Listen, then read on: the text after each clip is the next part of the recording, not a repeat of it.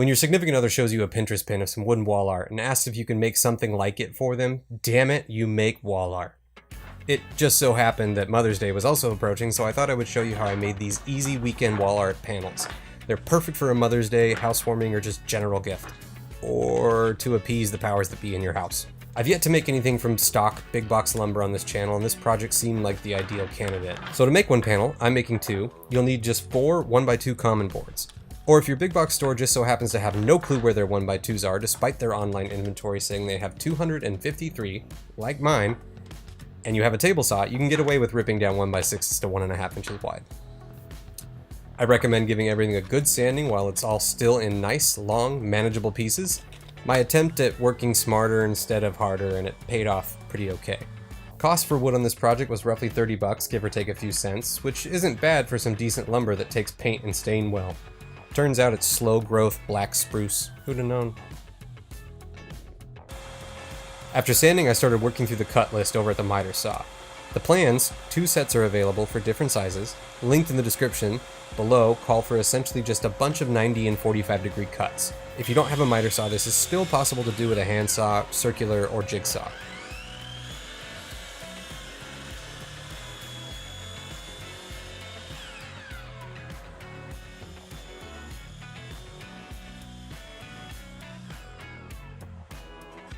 Ooh, slow-mo. Much cooler looking and better sounding than my horrible attempts at singing and dancing. Those will be available for your enjoyment at the end of the video. When using a miter saw and stop block, especially if your offcuts are very small or the largest piece being cut is wedged between the saw blade and the stop block, make sure you wait for the saw blade to stop spinning before lifting up, otherwise this happens. No bueno. In each corner panel is a piece with a perfect point at the tip. To make this easy and repeatable, I use my dividers to find the center of the wood, mark it, then I slowly snuck up on the correct distance before locking in a stop block. This way, all I had to do was put the piece in, cut, flip, cut again, rinse, and repeat on all 8 pieces. I'm gonna start a mumble rap career.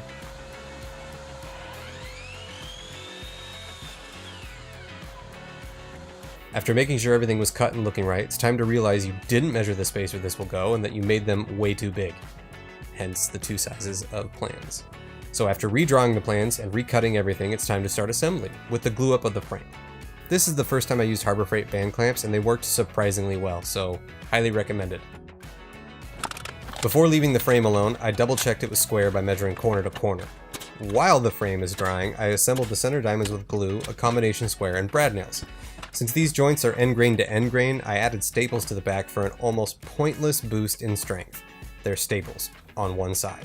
Not very strong, but they seem to help, so that's okay, because once the wall art is fully put together, all the different layers and angles tie things together pretty well.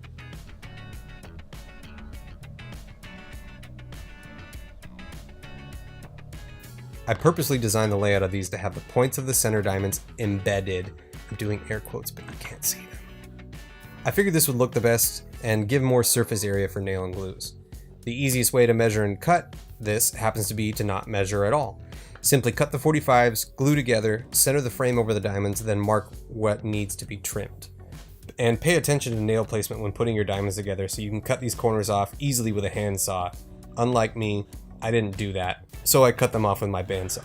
If you don't have one, I highly recommend you get a bandsaw ASAP if you plan to do a fair amount of woodworking. Probably my favorite and most used tool in the shop. A jigsaw and patience could work too.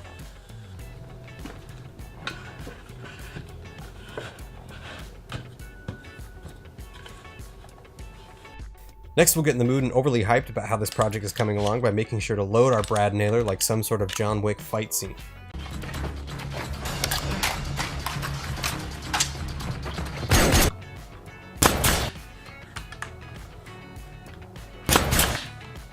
Thinking the project through, it made the most sense to me to paint or stain the diamonds and frame before adding the bottom contrast layer. This way you limit the risk of messing up the bottom layer's finish, or in my case, lack thereof.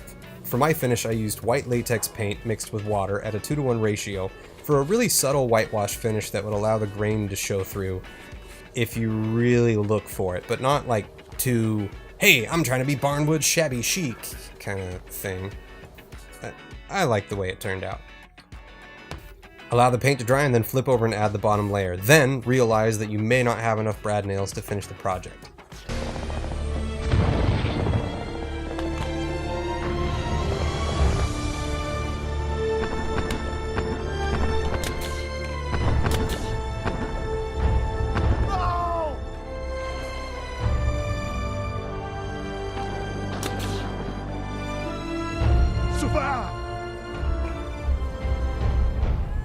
For the bottom layer, even though it's end grain to long grain joints between the pieces and the frame, I still added glue before nailing and made sure to scuff the paint anywhere glue would be going. The end grain long grain bond isn't great, but it's better than end grain to painted wood, which is essentially useless.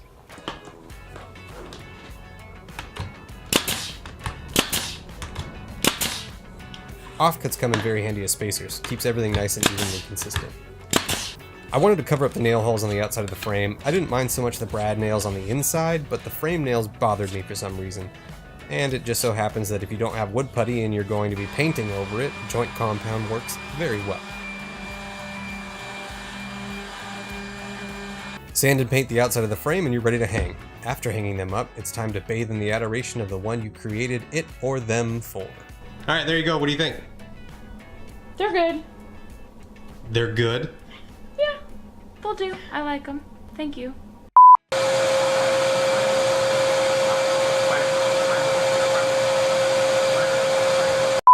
Could take a rosary word.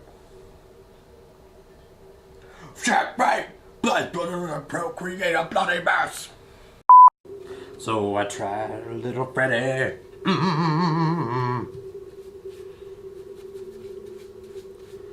I could be brown, I could be blue, I could be violet sky, but I could be purple, I could be standing in line, and we're living in Alice.